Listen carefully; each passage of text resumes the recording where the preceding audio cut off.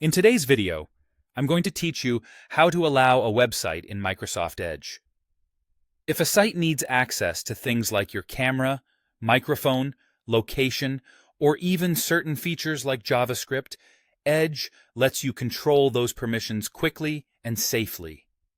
By the end, you'll know exactly where to go and what to change so your site works the way it should. Start by launching Microsoft Edge.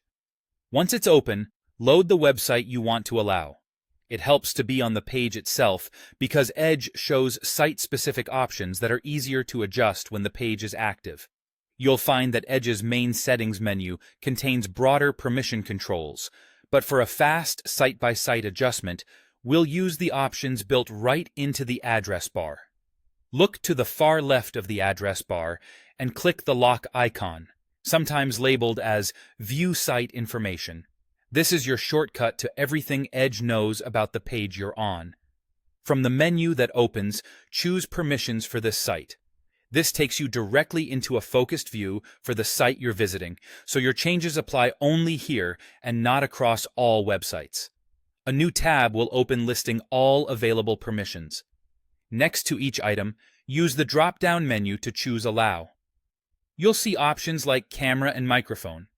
Turn these on only if the site legitimately needs them for calls or recordings.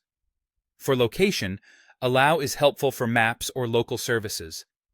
Notifications can be allowed if you want timely alerts, but consider using Allow or Ask to manage interruptions. JavaScript should generally remain allowed for modern websites to function properly.